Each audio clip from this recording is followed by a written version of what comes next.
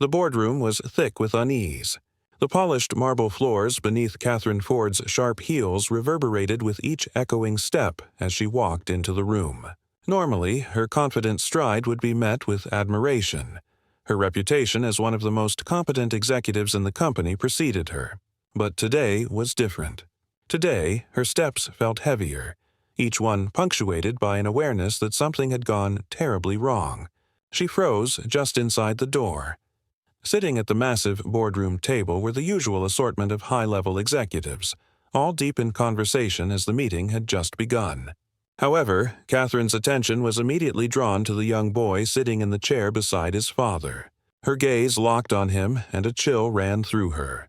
The child's presence should not have been remarkable, but something about the way he sat, still, poised, and confident, struck her. The boy was only 12 years old, but his posture conveyed an understanding of power that should not have existed at such a young age. He wore a tailored navy blue suit, a perfect mini version of his father's, and his gaze was steady, unwavering. Marcus Harrison. Catherine had seen him briefly earlier that week, though she had given him little thought at the time. He had been just another passenger, a child seated in first class. At least, that's what she thought. Catherine's confident smile slipped the moment she realized who he was. Marcus Harrison wasn't just a child. He was the son of Thomas Harrison, the billionaire CEO who had revolutionized the tech industry and built one of the most valuable companies in the world. A man who was known not only for his business acumen but also for his unshakable resolve. And now, Thomas Harrison was sitting across from her, his eyes fixed on her with a calm intensity that made Catherine's heart race. Thomas was silent for a moment, allowing the weight of the situation to settle in the room.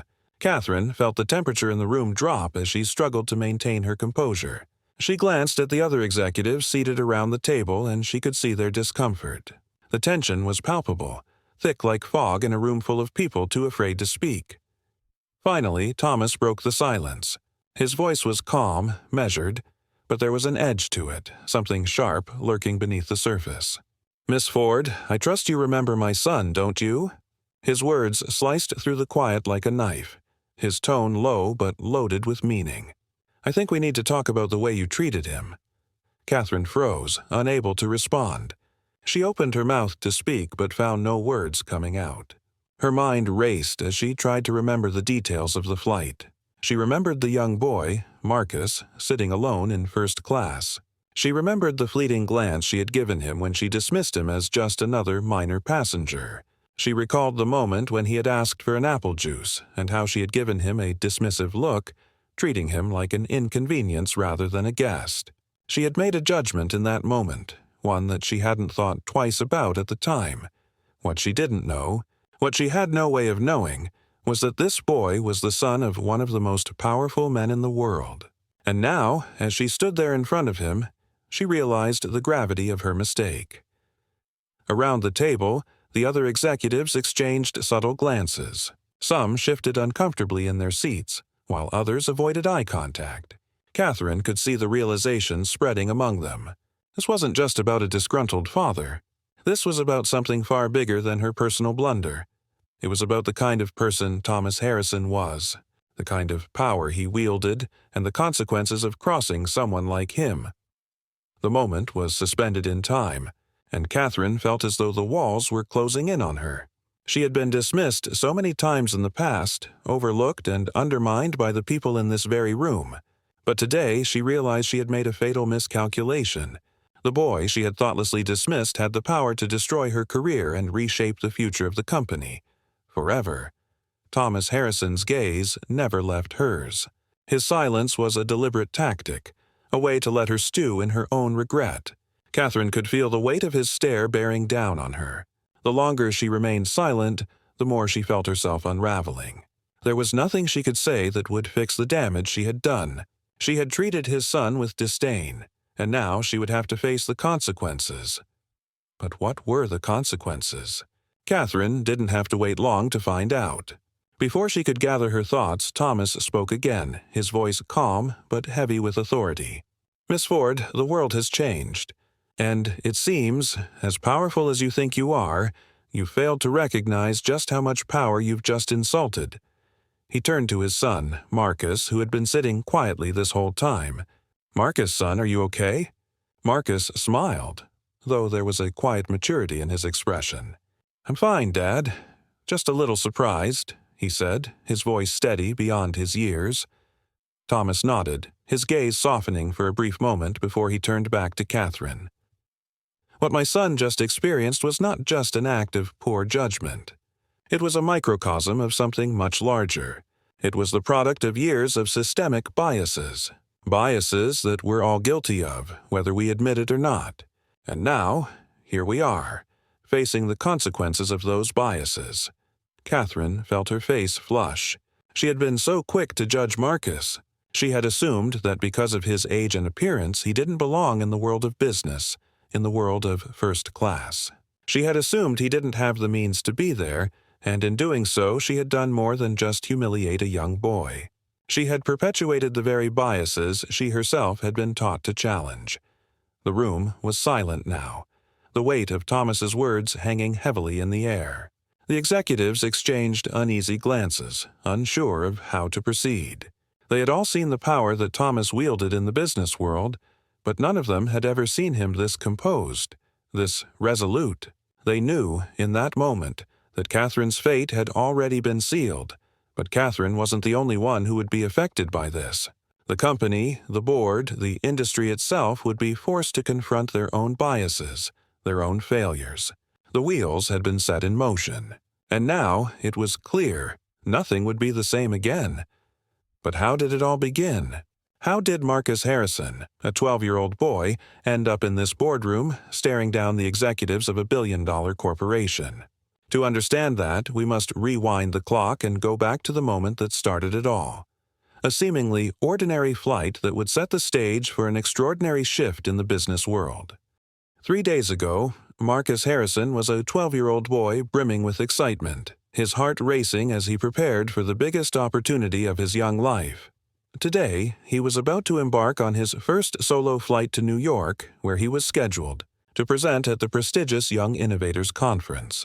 The conference was a milestone, a chance to showcase his groundbreaking tech platform to an audience of entrepreneurs, investors, and visionaries. The buzz of anticipation was electric, and Marcus could hardly contain his excitement. He stood in front of his bedroom mirror, adjusting his perfectly tailored navy blue suit, which, in its way, mirrored the one his father wore to board meetings. His father, Thomas Harrison, had given it to him as a gift, a symbol of his belief in Marcus's potential. At 12, most boys were playing video games or hanging out with friends, but not Marcus. From a young age, he had been immersed in the world of technology, entrepreneurship, and the relentless pursuit of excellence. "Are you sure about the suit, son?" Thomas asked, leaning casually against the doorframe.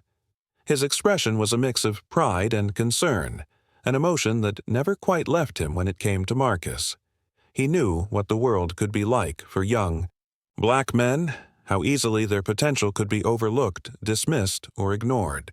Thomas, having faced those struggles his entire life, had worked tirelessly to ensure his son would never face the same limitations. But despite his success, he understood that Marcus's journey would be an entirely different challenge. "You might feel more comfortable in something casual," Thomas added, a slight furrow in his brow. "Dad, I'm not just representing myself. I'm representing Harrison Technologies," Marcus replied, adjusting his tie, his small fingers nimble but confident. "I need to look the part." Thomas gave him a thoughtful look, clearly proud but still concerned. At 42, Thomas had built Harrison Technologies from a fledgling startup into one of the leading tech companies in the world. He was a billionaire, one of the few black CEOs in Silicon Valley, but the journey had never been easy. It had been a fight from the very beginning, one that had demanded his full attention and energy, often at the cost of family time. Still, he had made it his mission to instill in Marcus the values of hard work, integrity, and, most importantly, self-belief.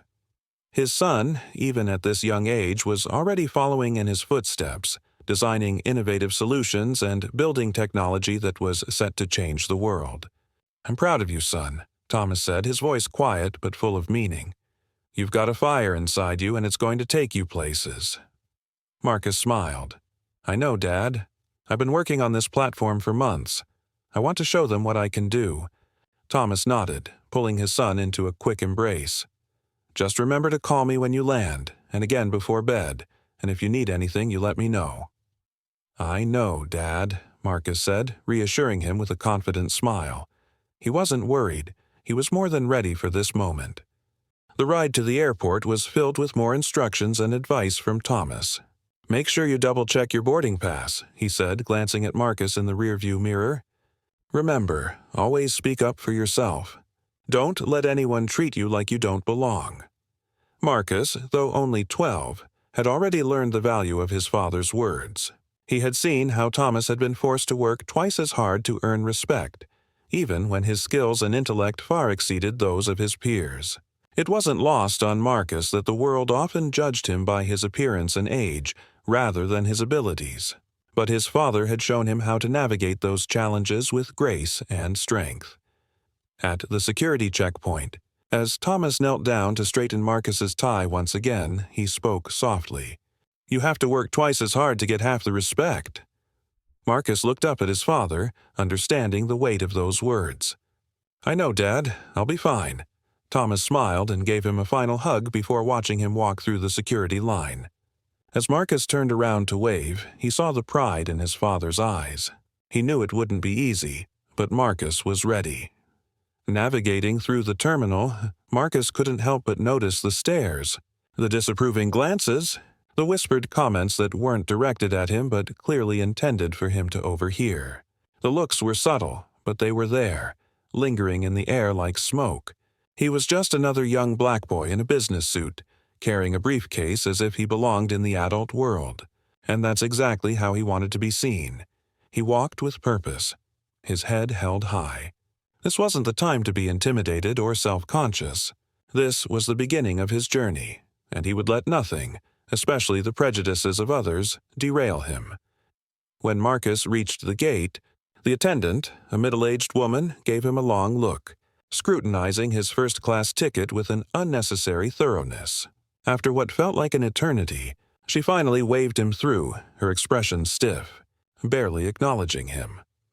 As Marcus walked down the jet bridge, he caught sight of Catherine Ford, the flight attendant who would be serving his section. She briefly made eye contact with him, offering only a cursory nod before turning to warmly greet an elderly couple behind him. It was a small gesture, but Marcus felt the sting of it. Marcus took his seat in 3A, settling into the plush leather chair with a quiet confidence. The first-class cabin was pristine, with rich wood finishes and pristine white linens. But the more Marcus looked around, the more he felt out of place. He was the youngest person in the cabin by decades. The elderly white gentleman sitting in 3B, Benjamin Reynolds, glanced at him before shifting uncomfortably in his seat. His posture stiffened as he looked away, his disapproval palpable. "Excuse me, young man," Reynolds said loudly, almost deliberately. "I believe this section is for premium ticket holders." Marcus smiled politely, pulling out his boarding pass. "Yes, sir. I have a first-class ticket." He knew he didn't have to explain himself, but the man's tone was clear. He doubted Marcus belonged. Reynolds frowned, scrutinizing the ticket before muttering under his breath, "Standards are certainly slipping."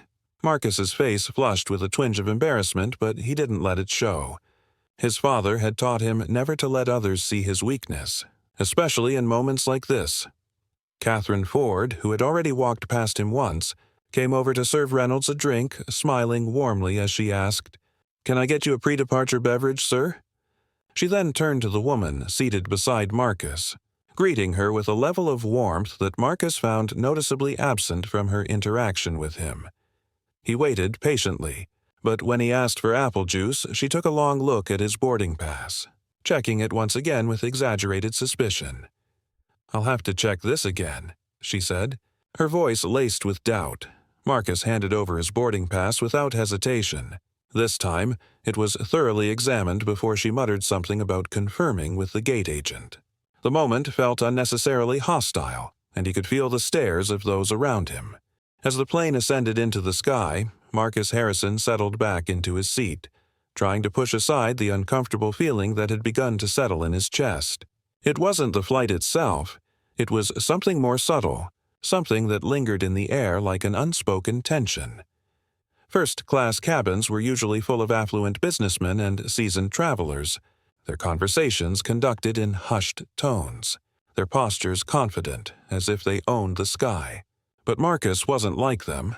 He was a 12-year-old boy who had earned his seat through sheer determination and the hard work of his father, Thomas Harrison. But to the people around him, he was an anomaly. A child in a suit, too young, too unfamiliar, too out of place. He glanced around the cabin. Most passengers were absorbed in their devices, headphones firmly in place as they worked or relaxed. But some couldn't help but glance over at him, some with curiosity, some with a hint of judgment. Marcus noticed the discomfort on their faces, the brief hesitation in their gaze before they quickly turned away. It wasn't obvious, but it was there. He could sense it. Just then, a voice interrupted his thoughts. It was Benjamin Reynolds, the older man seated beside him, his voice dripping with condescension. "Excuse me, young man," Reynolds said, his words deliberate and loud enough for others to hear. "I think you might be in the wrong section. First class is reserved for premium passengers." Marcus stiffened, his initial instinct to snap back at the man rising quickly within him. But he took a deep breath, remembering the lessons his father had taught him. Patience, dignity, and silence. He looked at Reynolds with calm eyes and smiled politely, reaching into his jacket pocket to pull out his boarding pass. "No, sir, I have a first-class ticket," he replied. Reynolds, clearly unwilling to back down, squinted at the boarding pass, inspecting it as if it were a counterfeit.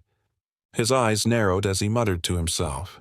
"Standards are certainly slipping these days," he remarked, just loud enough for the passengers around them to hear. Marcus's cheeks burned with the heat of embarrassment, but he did not allow it to show. He kept his posture straight, his shoulders squared, and his gaze unwavering. He was not a child to be dismissed. His father had built an empire from the ground up, and Marcus, despite his age, carried that same weight of ambition and determination. As if on cue, the flight attendant, Catherine Ford, approached their row. She greeted Reynolds with a bright smile and asked him what he'd like to drink, offering the kind of attention that Marcus could only dream of receiving. When she glanced over at Marcus, her smile faltered for just a second, almost imperceptible, but enough for him to notice. "Could I get some apple juice, please?" Marcus asked, his voice steady. Catherine's smile returned, but it was tight, like a mask she was forcing herself to wear. "I'll need to see your boarding pass again," she said, her voice laced with suspicion. Marcus handed her his boarding pass once more, and this time she took her time, studying the ticket with exaggerated care. It felt as though she was searching for something wrong, some detail that would allow her to question his presence in first class. "This doesn't seem right," she muttered under her breath, though her eyes never met his. "I'll just check with the gate agent." Marcus could feel the eyes of the passengers around him turning toward him, the subtle shifts of their attention like a spotlight shining down on him. He wanted to scream, to tell them all that he belonged here just as much as anyone else, that he had earned this seat. But instead, he sat still, his hands folded on his lap, and waited for Catherine to return. When she finally came back, she handed him the apple juice without another word. No apology for the unnecessary delay. It was a small act, but it was a telling one, an action that spoke volumes about how he was perceived by those around him. He wasn't a person to them. He was an other, something to be questioned, something that didn't belong. But Marcus was no stranger to moments like this. His father had prepared him for this long before he had ever stepped foot on a plane. Thomas had taught him that people would always make assumptions about him based on his skin, his age, or his appearance. And Marcus had learned, as his father had, to rise above those assumptions.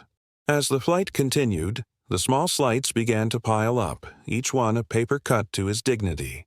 First, it was Catherine's refusal to acknowledge his presence when serving drinks to the other passengers. She smiled warmly at the older white couple seated across the aisle, addressing them by name. But when it came to Marcus, She simply placed his drink on the tray table without a word. Then, during the meal service, as Catherine moved through the aisle, she once again ignored Marcus's request for napkins, giving them to everyone around him except for him. The message was clear. He wasn't important enough to be treated with the same respect. The more Marcus observed the interactions around him, the more apparent it became that the service was tailored to the older, more affluent passengers, those who looked the part and didn't raise any questions. As the plane began its descent toward New York, Marcus sat quietly, trying to focus on the notes for his presentation the next day. But the words blurred on the page as he wrestled with the feelings of humiliation, frustration, and confusion that had been building throughout the flight. He thought about his father's advice. Never let them see you sweat. But right now, he was struggling to hold it all together. The final straw came when Catherine, as she passed through the cabin for the last time, accidentally knocked over Marcus's drink. The apple juice spilled across his lap, soaking his expensive suit and leaving a sticky stain on his brand-new clothes. Catherine paused for a moment, her face expressionless before saying, "Oh, I'm so sorry. Accidents happen." She offered him a single napkin, no more than a cocktail napkin, and then moved on without another word. The other passengers around him watched in silence, none of them stepping forward to intervene. Marcus sat there, stunned.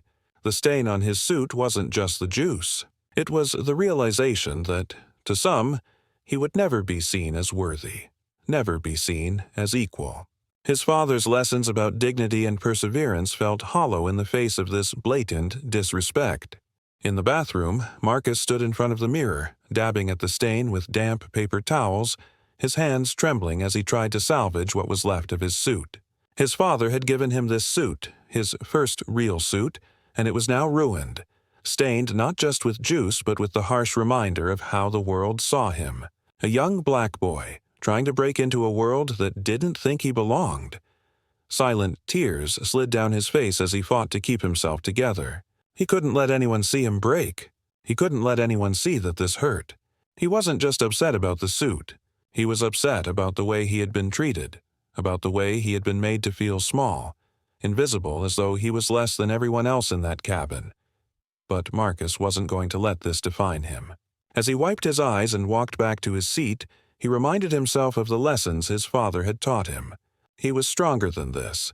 He was smarter than this. And he was going to show the world that he belonged here. When Marcus returned to his seat, he was greeted by Linda Chen, another flight attendant who offered him a sincere apology. "I'm so sorry that happened to you," she whispered, her eyes filled with sympathy. "It shouldn't have. If there's anything I can do—" Marcus nodded, his eyes reddened but his resolve stronger than ever. "Thank you," he said quietly, grateful for her kindness. As the flight continued, Marcus found it harder and harder to focus. The whispered remarks, the sideways glances, the repeated questioning of his right to be in first class, they all began to swirl in his mind, making it difficult for him to concentrate on anything other than the mounting tension in the air. It was as if the entire cabin had become a stage for a performance he hadn't signed up for. The cast of characters was set, and Marcus was expected to play the role of the outlier, the exception that didn't belong. Every time he tried to shift his focus to something more productive, his upcoming presentation or the app he'd worked so hard on, his thoughts were interrupted by the subtle stares or the occasional murmur from the other passengers. It was exhausting, draining in ways that no one seemed to understand. And then it happened again. Catherine Ford, the flight attendant who had been dismissing him all along, passed by with her cart, this time wearing her practiced fake smile as she offered drinks. She passed by the passengers to his left and right, taking their orders with grace and attention, but when she got to Marcus, she paused for a beat too long. "Excuse me, sir. Would you like anything?" she asked, as if he were invisible, as if his presence wasn't worthy of her full consideration. Marcus's chest tightened. "I'll have water, please," he said, his voice steady despite the turmoil inside him. Catherine nodded and walked away without a word, leaving him feeling smaller than he ever had before. The injustice of it all, the subtle, systemic disregard that coursed through every moment, every glance, every action, was overwhelming. But Marcus knew better than to show his frustration. It would only confirm their assumptions about him, the very assumptions he was fighting so hard to challenge. Soon after, the meal service began, and Marcus braced himself for the inevitable. Catherine moved through the cabin, attending to each passenger with the same practiced professionalism, except when she reached Marcus. When she handed him his meal tray, she did so in the most perfunctory manner, her face betraying no sign of warmth. She simply slid the tray across the armrest in front of him without even meeting his eyes. There was no "enjoy your meal," no acknowledgement of his presence beyond the bare minimum required. The lack of respect stung, but it wasn't new. Marcus had grown accustomed to being overlooked, being underestimated. But it still hurt. Every time Catherine passed by, it felt like another confirmation that he wasn't really seen. Not for his talents, not for his intellect, not for the groundbreaking work he had already done. To them, he was still just a young black boy in a suit, someone who didn't belong in the same space as the adult professionals around him. As he picked up his fork, trying to ignore the discomfort that sat heavily in his chest, he noticed Benjamin Reynolds watching him from across the aisle. His eyes narrowed as he observed Marcus, then flicked back to his meal with a dismissive glance. It was like a game to him, a sport, seeing if he could make Marcus feel like less of a person. Marcus had seen this kind of thing before, though people who saw him as less, people who underestimated him because of his age, his skin, or both. But what these people didn't know was that Marcus had been trained for moments like this. He had been taught how to handle adversity with grace, how to keep his head high even when it seemed the world was determined to push him down. His father had instilled in him the belief that dignity was a shield against the slings and arrows of the world. But no amount of preparation could have braced him for what happened next. The meal service was nearly finished when Catherine walked past his row for the final time. She was holding a tray of hot towels, ready to distribute them to the passengers. As she approached, she leaned over Marcus's tray without warning, her elbow brushing dangerously close to his drink. In a split second, the inevitable happened. The tray tipped, and the remaining apple juice that had been served earlier in the flight cascaded across his lap. The cold liquid soaked through his pants, staining the expensive suit Marcus had worn with pride. The sticky residue of the juice seeped into the fine fabric, leaving a stain that would be difficult, if not impossible, to remove. Catherine looked down at the mess she had caused, her eyes wide with a false sense of surprise. "Oh, I'm so sorry," she said in a flat tone that lacked any real apology. "Accidents happen." She placed a single cocktail napkin on the table, too small to absorb the mess, before walking off without a second glance. The passengers around Marcus reacted with mild surprise, some gasping in sympathy, others avoiding eye contact, but none of them stepping forward to offer help. The sense of isolation was suffocating. The humiliation was overwhelming, but Marcus refused to let it show. He sat there, his hands clenched tightly on his lap, willing himself not to break down in front of them. In the bathroom, Marcus stood in front of the mirror, dabbing at his pants with damp paper towels. His fingers trembled as he tried to salvage the suit that his father had carefully selected for him. The suit, which had been a gift from his father, was more than just fabric and thread to Marcus. It was a symbol of his father's faith in him, of all the lessons he had been taught, of the future that he was determined to create. But now, it was stained. It wasn't just the juice that had spilled. It was the realization that, to some, he would always be seen as a boy who didn't belong, a child who wasn't worthy of the same treatment as others. The world didn't care about his potential. The world didn't care about his achievements or his intelligence. To them, he was just a kid in a suit, out of place and out of time. A wave of emotion washed over him as he stood there, trying to clean up the mess.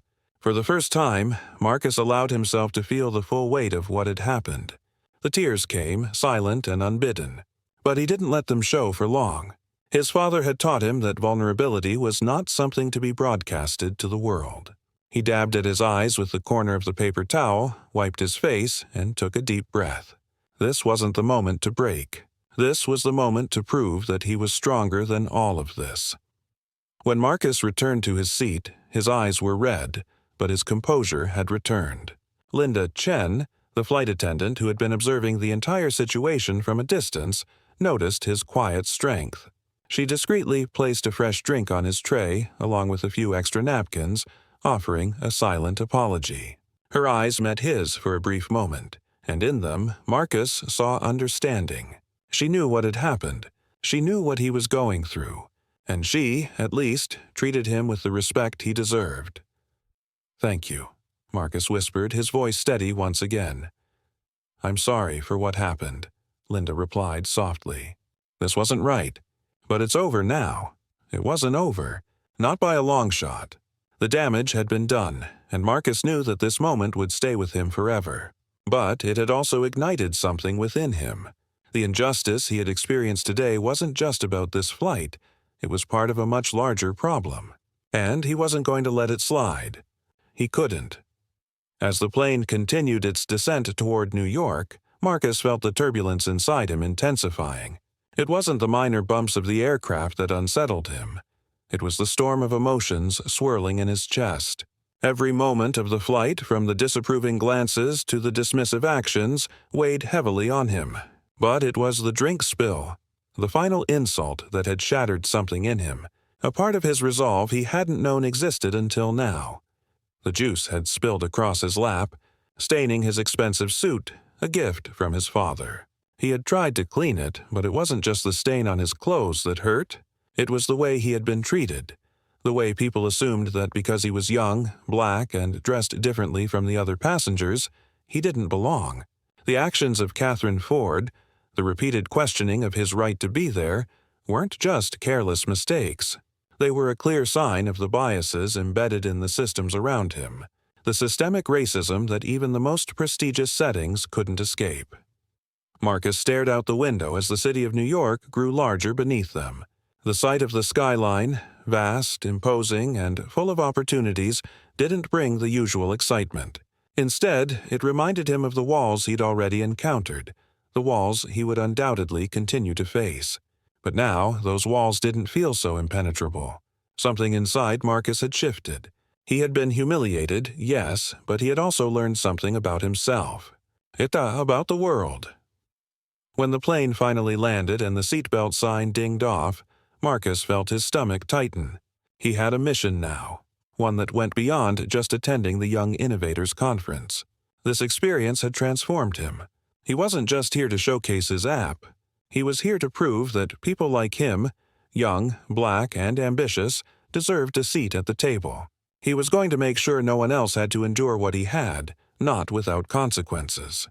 The conference was bustling with energy, the room filled with young innovators from across the country. Ideas were being pitched, products displayed, and dreams shared among the brightest minds under 18.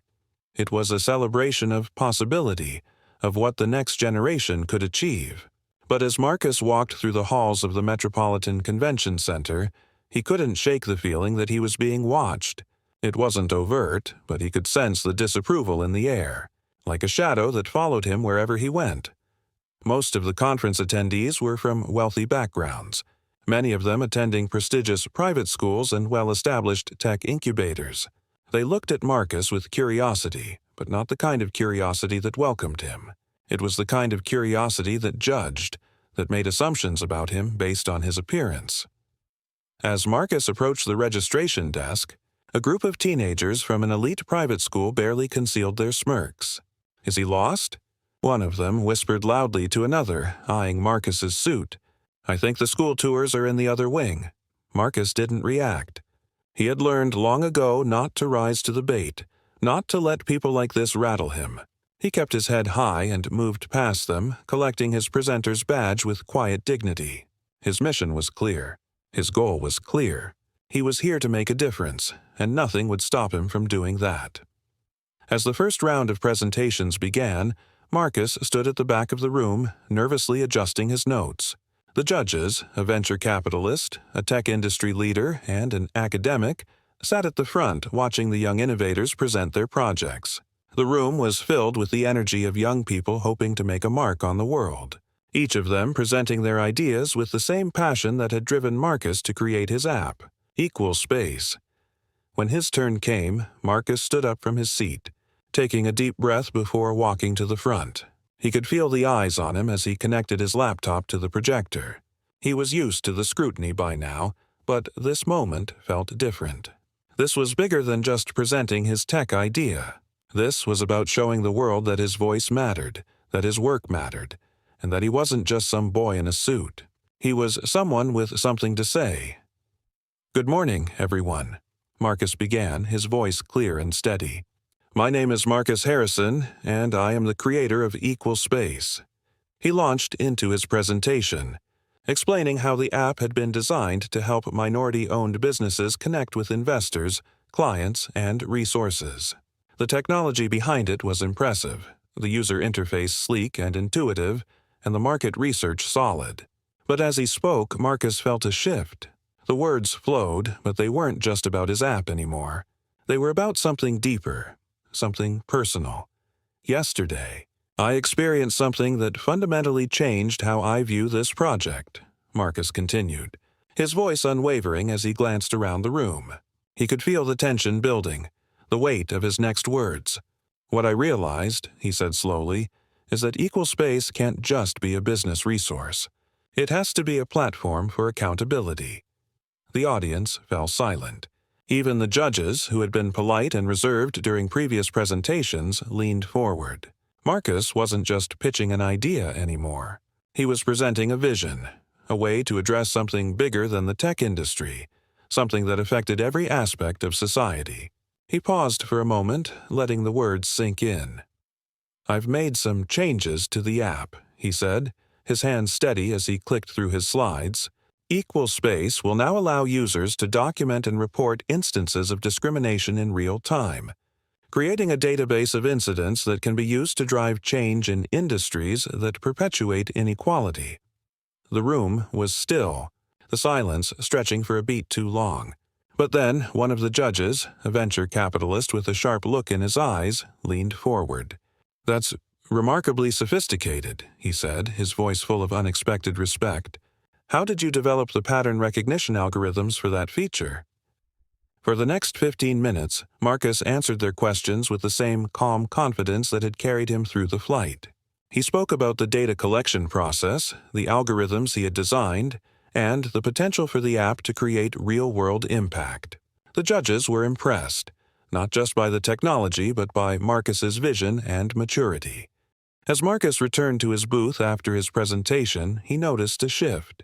People who had dismissed him earlier, some of the other young innovators, the investors, were now looking at him with respect.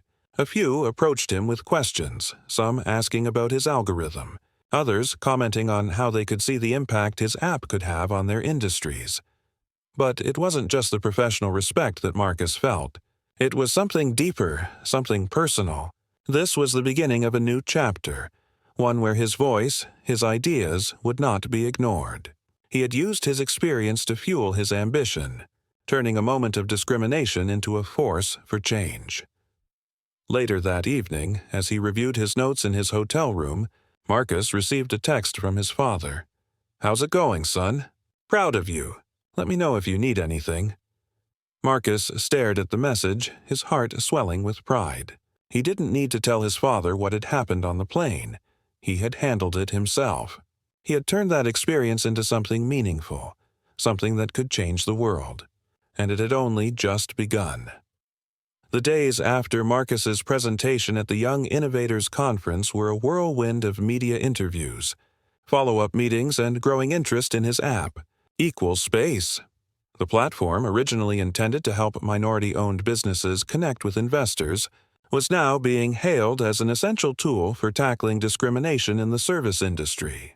But the recognition and accolades, while satisfying, couldn't drown out the feeling of humiliation that still lingered in his chest.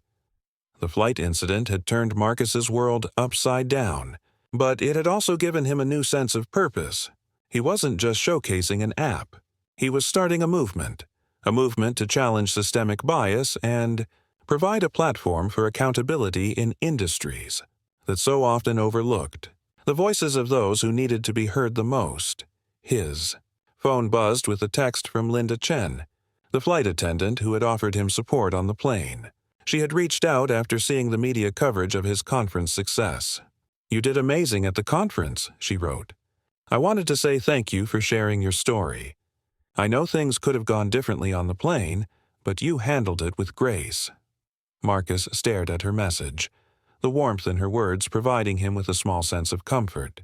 He had been so focused on moving forward that he hadn't truly allowed himself to process everything that had happened. He still thought about the spilled drink, Catherine's dismissive attitude, and the way people around him had either ignored or failed to stand up for him. But Linda's message reminded him that not everyone was complicit. There were people who saw the injustice and were willing to speak out. His phone buzzed again, this time with a message from Angela Ramirez, the civil rights lawyer who had been on the flight. She had followed up with Marcus after the conference and offered her legal support. Angela had become a quiet ally in his journey. "I know you're handling this with strength, Marcus," the message read. "But remember, this is bigger than just you. You're starting a conversation that needs to be heard, and your voice has already sparked change. Let's keep it going." Marcus smiled as he read the message. Angela had seen the potential in him before he had even seen it in himself. She had recognized the power of his experience and the opportunity it presented for larger societal change. In the coming days, their conversations would turn toward how to take his app, Equal Space, and transform it into something that could have a lasting impact. Not just for businesses, but for people who had faced discrimination without the resources or platform to challenge it. As Marcus sat in his hotel room, he thought about the next steps. He had already begun working on integrating the new features into his app that would allow users to not only report discrimination in real time, but also rate the service they received, providing a layer of accountability that could prompt real change. But it wasn't just about the app itself. It was about creating a movement, one where businesses, big or small, were held accountable for how they treated their customers, especially when it came to issues of race and privilege. The day after the conference, Marcus received an unexpected phone call. It was from a high-ranking executive at Skyline Airlines, the company where he had experienced such blatant discrimination on his flight. The caller, whose name was Thomas Gregory, identified himself as the CEO of the airline. The moment Marcus heard his name, his pulse quickened. "I wanted to personally reach out to you, Marcus," Gregory began, his tone clipped and formal. "First, let me say that we deeply regret the incident that occurred on your flight. It was unacceptable. We've already begun an internal investigation into the matter." Marcus leaned back in his chair, listening carefully. He wasn't surprised to hear Gregory's words. After all, the airline had issued a statement following the public backlash. But he wasn't sure he believed in their sincerity. Still, he had learned from his father that it was important to hear people out, especially those in positions of power. "I understand that this situation was distressing for you, Marcus," Gregory continued, "and as part of our commitment to making things right, we'd like to meet with you and your family. We're prepared to discuss the steps we're taking to address these issues within our company and ensure something like this doesn't happen again." Marcus's grip tightened on his phone. "Thank you for reaching out," he said, his voice calm but firm. "I appreciate the gesture, but I'll be honest with you. This isn't just about an apology. It's about real, lasting change. It's about creating accountability at every level of your organization, and I won't settle for anything less." Gregory paused on the other end of the line, surprised by Marcus's assertiveness. But Marcus wasn't backing down. The fact that Skyline was reaching out to him meant something, but it didn't mean they had learned their lesson yet. They still had work to do. "I'm listening," Gregory said after a beat, his voice softer now. "What would you like to see from us?" Marcus thought for a moment, then replied, "I want to see comprehensive anti-discrimination training for your entire staff. I want an independent review of all past complaints, and I want to see a system that holds people accountable, not just when something happens, but on an ongoing basis. I also want to see a platform that allows passengers to report these kinds of incidents without fear of retaliation." Gregory hesitated, but Marcus could hear the wheels turning. "We'll certainly take that into consideration, Marcus," he said. "Let's set up a meeting to discuss this further." By the time the next week rolled around, Marcus had already begun to make his mark in the industry. He had agreed to meet with Skyline executives to discuss their response to the discrimination incident. But he wasn't just going there to accept an apology. He had a plan, a vision for what could be done to address these issues on a larger scale. It wasn't just about one airline or one flight. It was about a shift in how companies handle diversity, accountability, and the voices of their customers. When Marcus arrived at the meeting with his father, Thomas Harrison and Angela Ramirez, he was prepared. They were joined by several key members of the Skyline leadership team, including Thomas Gregory. The atmosphere in the room was tense, but Marcus remained calm, his demeanor resolute. "We've heard from many passengers over the years who've faced discrimination," Marcus began, his voice steady. "But these stories often go unheard. What I want to do is make sure that doesn't happen again. Equal Space isn't just an app. It's a tool for systemic change. It gives people a voice. It forces companies to listen." He explained how the app could be integrated into customer service platforms to allow passengers to report and document discrimination in real time, ensuring that businesses would be held accountable for their actions. His father, Thomas, added that this wasn't just a technological solution, it was a cultural one. "Skyline has the opportunity to be a leader in this movement," Thomas Harrison said. "But that leadership requires action, not just words." By the end of the meeting, Marcus's proposal was met with a commitment from Skyline to integrate Equal Space into their customer service channels, provide new training programs for their staff, and implement a third-party audit of all complaints related to discrimination. In the weeks that followed, Marcus's app began to gain traction. Skyline wasn't the only company interested in using Equal Space. Several other airlines, service industries, and even government bodies reached out to learn more about the platform. Marcus had successfully turned a personal moment of pain into a global opportunity for change. He was no longer just the boy in a suit. He was a leader, an innovator, someone who was changing the game. The process was slow, and the work was just beginning. But Marcus knew one thing for sure. The future was his to shape. And with his father's guidance, he was ready to take on whatever came next. The following weeks after the meeting with Skyline Airlines passed in a blur of media interviews, press releases, and planning sessions. Marcus had become something of a household name, though it wasn't the kind of recognition he had ever sought. It wasn't about the fame for him. It was about making a real, tangible difference. But even with the growing buzz around his app, Equal Space, Marcus knew there was still so much more to be done. He wasn't just changing one company, he was changing an entire industry. One Thursday afternoon, Marcus sat at the kitchen table of his family's home in Silicon Valley, reviewing the latest data on Equal Space. The app was beginning to gain traction, not just within the travel and airline industries, but also among businesses and public organizations that were looking for ways to address discrimination and hold their staff accountable. The real-time reporting feature had been integrated into several platforms, and the feedback had been overwhelmingly positive. But Marcus knew that Equal Space was only one piece of the puzzle. "Marcus, how's everything going?"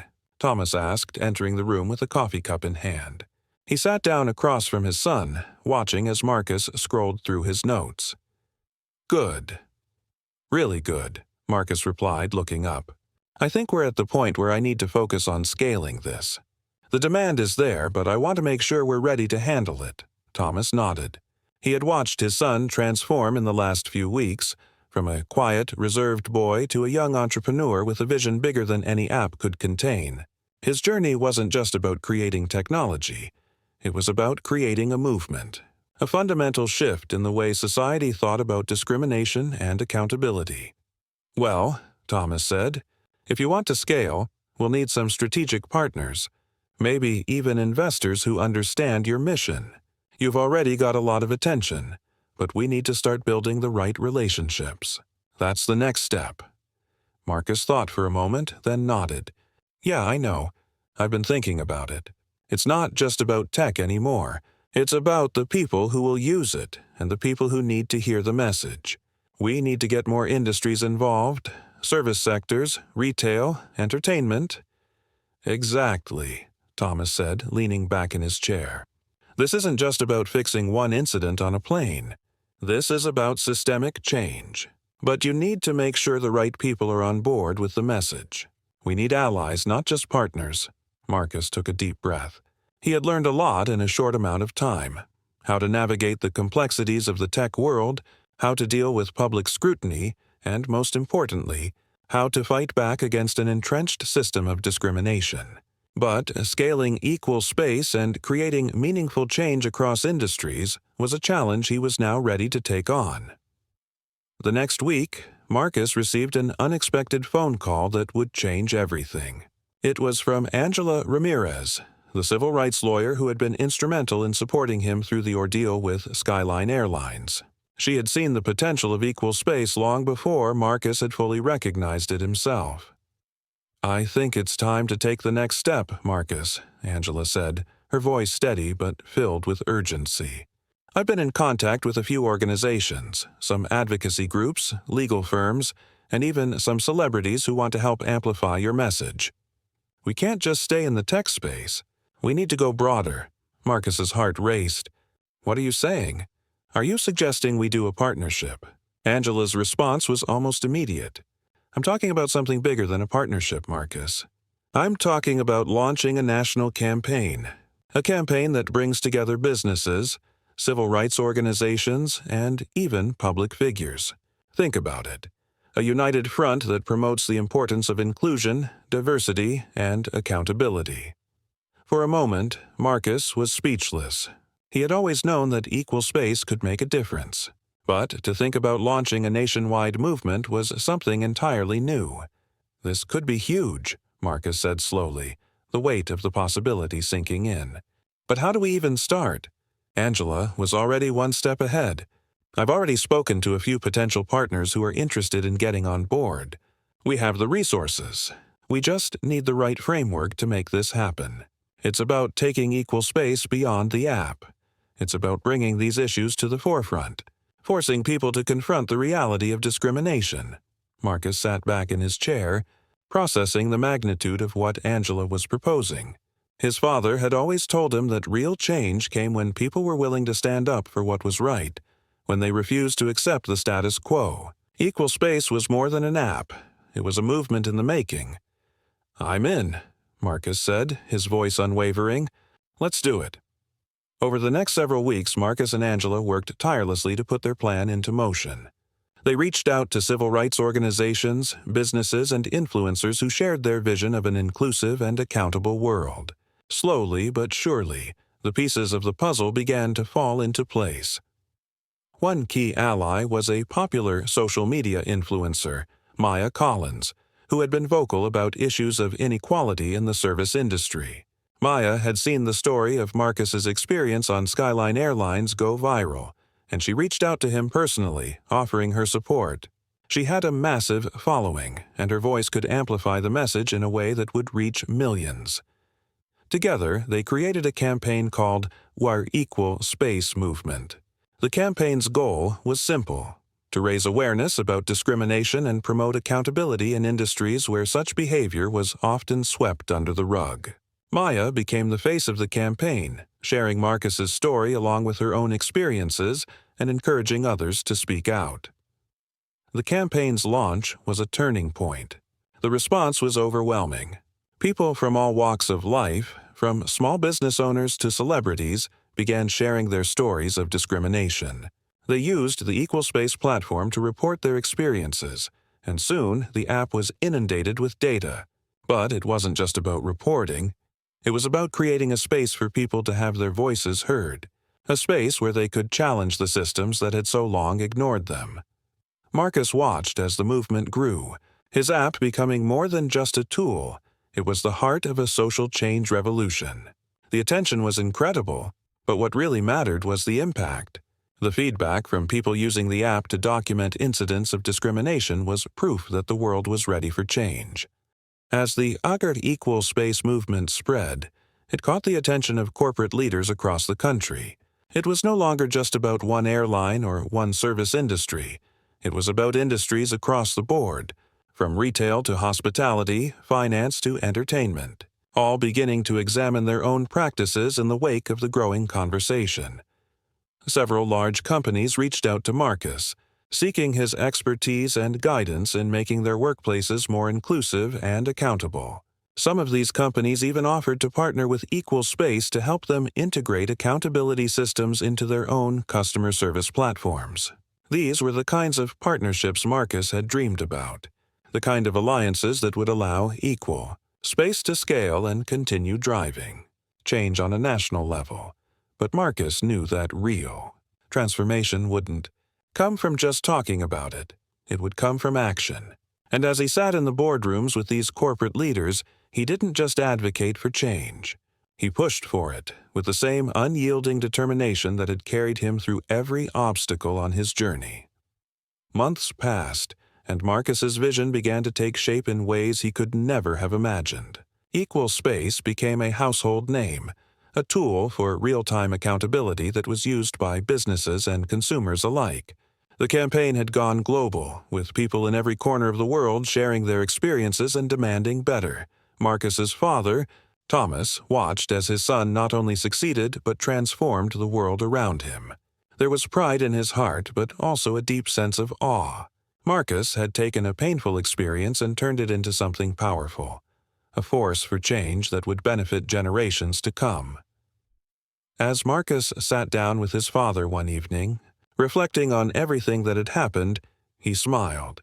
"You were right, Dad," he said. "This isn't just about me. It's about everyone who's ever been overlooked, dismissed, or made to feel like they didn't belong. We've got a long way to go, but we've already made a difference." Thomas nodded, his eyes filled with pride.